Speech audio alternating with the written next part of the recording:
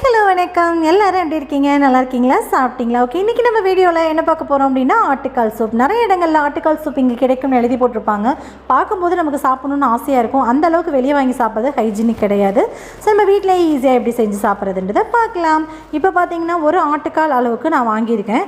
முடிஞ்ச வரைக்கும் வந்து நல்ல பிஞ்சான சின்ன ஆட்டுக்காலாக பார்த்து வாங்கிக்கோங்க அதுதான் வந்து செஞ்சு சாப்பிடும்போது நல்லா சாஃப்டாகவும் நல்லா டேஸ்டியாகவும் இருக்கும் ஸோ இது வந்து எப்படி சுத்தம் பண்ணணும் அப்படிங்கிறத ஆல்ரெடி நான் வீடியோ போட்டிருக்கேன் அந்த வீடியோட லிங்க் கீழே டிஸ்கிரிப்ஷனில் கொடுக்குறேன் நீங்கள் செக் அவுட் பண்ணிக்கோங்க இப்போ வந்து இந்த ஆட்டுக்காலை வந்துட்டு நம்ம ஃபஸ்ட்டு குக்கரில் சேர்த்து வேக வைக்க போகிறோம்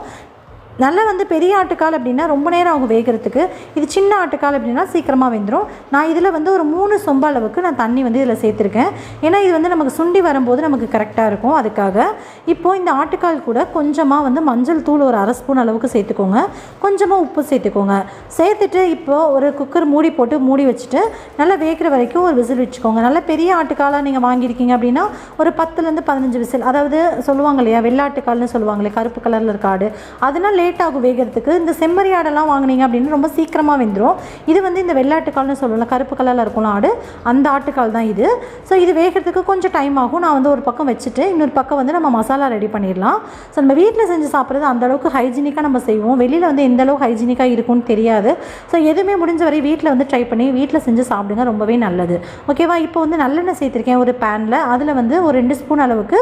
சீரகமும் 1 ஸ்பூன் அளவுக்கு மிளகும் சேர்த்துருக்கேன் நீங்கள் இதை முழுக்க மிளகு மட்டுமே சேர்த்து நீங்கள் செய்யலாம் இல்லை உங்களுக்கு கொஞ்சம் காரம் வேணும் அப்படின்னா வரமிளகாவும் சேர்த்துக்கலாம் காஞ்ச மிளகான்னு சொல்லுவோம் அது இப்போ நான் ஒரு 1/4 கிலோ அளவுக்கு வெங்காயத்தை வந்து நல்லா உரிச்சிட்டு இப்போ எண்ணெய் கூட சேர்த்துக்க போகிறேன் சேர்த்துட்டு அது கூடவே வந்து கொஞ்சமாக ஒரு கைப்பிடி அளவுக்கு கருவேப்பிலையும் சேர்த்துட்டு நல்லா வதக்கி விட்டுக்கலாம் இது வந்து லேசாக கலர் மாற வரைக்கும் லைட்டாக ஒரு லைட் கலராக கொஞ்சம் சேஞ்ச் ஆகிற வரைக்கும் இதை வதக்கி விட்டுக்கலாம் இது நல்லா வதங்கினதுக்கப்புறமா இது கூட வந்து கொஞ்சமாக காஞ்ச மிளகாய் வந்து காரத்துக்கு ஏற்ப சேர்த்துக்கலாம் இது வந்து காரம் கம்மியான மிளகாய் ஒரு 5 மிளகாய் நான் சேர்த்துருக்கேன் உங்களுடைய மிளகாயோட காரத்துக்கு ஏற்ப நீங்கள் கூடவோ குறைச்சோ உங்களுடைய டேஸ்ட்டுக்கு ஏற்ப நீங்கள் மிளகாவை சேர்த்துக்கோங்க இப்போ பார்த்தீங்கன்னா இந்த அளவுக்கு நல்ல கலர் மாறி வந்திருக்கு ஸோ வெங்காயமும் நல்லா கலர் சேஞ்ச் ஆகி நல்லா வதங்கியாச்சு இப்போ வந்து இது கூட நம்ம என்ன சேர்க்க போகிறோம் அப்படின்னா மல்லித்தூள் இருக்குல்ல அது வந்து ஒரு 2 ஸ்பூன் அளவுக்கு சேர்த்துக்கலாம்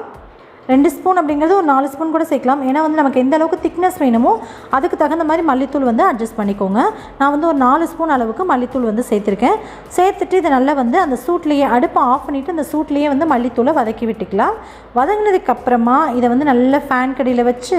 ஆற வச்சுட்டு நம்ம அரைச்சிக்க போகிறோம் ஒரு பக்கம் குக்கரில் விசில் வந்துகிட்டே இருக்குது விசில் வந்து அது ஆஃப் ஆகட்டும் அதுக்குள்ளே இந்த மசாலாவும் நல்லா ஆறி வரட்டும் அதுக்கப்புறம் நம்ம பார்க்கலாம்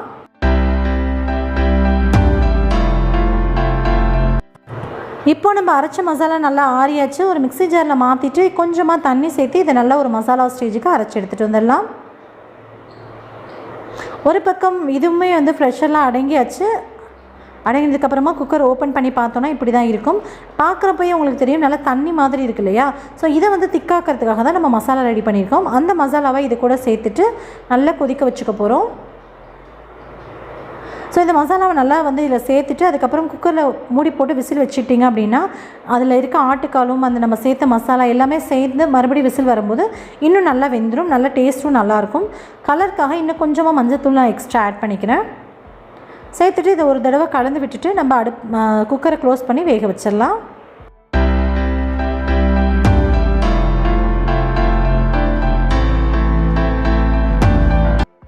ஸோ இப்போ மசாலா எல்லாமே சேர்த்து குக்கரில் வந்து வேக வச்சுட்டு ஃபுல்லாகவே வந்து ப்ரெஷர்லாம் அடங்கினதுக்கப்புறம் நான் குக்கர் ஓப்பன் பண்ணுறேன் பார்க்கவே அவ்வளோ சூப்பராக நல்ல வாசனையாக இருக்குது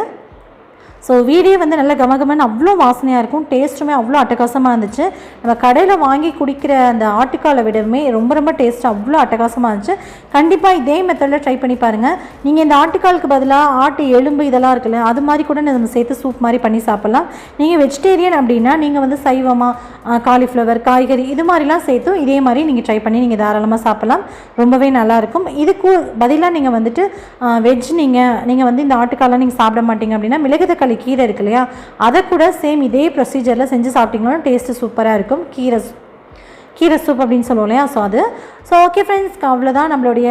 ஆட்டுக்கால் சூப்பு சூப்பராக ரெடி ஆயிடுச்சு இதை நம்ம உடனே செஞ்சு சாப்பிட்றத விட நைட்டு செஞ்சு காலையில் வெறும் வயிற்றில் சாப்பிடும் போது இன்னுமே வந்து ஹெல்த் பெனிஃபிட்ஸ் அதிகமாக இருக்குது கண்டிப்பாக ட்ரை பண்ணி பாருங்கள்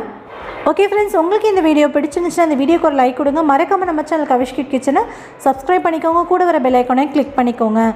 கூடவே ஆல் அப்படின்ற ஆப்ஷனையும் கிளிக் பண்ணிட்டீங்கன்னா நான் வீடியோ போடும்போதெல்லாம் உங்களுக்கு நோட்டிஃபிகேஷன் வந்து சேரும். நீங்களும் மிஸ் பண்ணாமல் பார்க்கலாம். உங்கள் ஃப்ரெண்ட்ஸ் அண்ட் ஃபேமிலியோடையும் ஷேர் பண்ணிக்கோங்க. தேங்க்யூ. உங்களை இன்னொரு வீடியோவில் மீட் பண்ணுறேன். பாய்.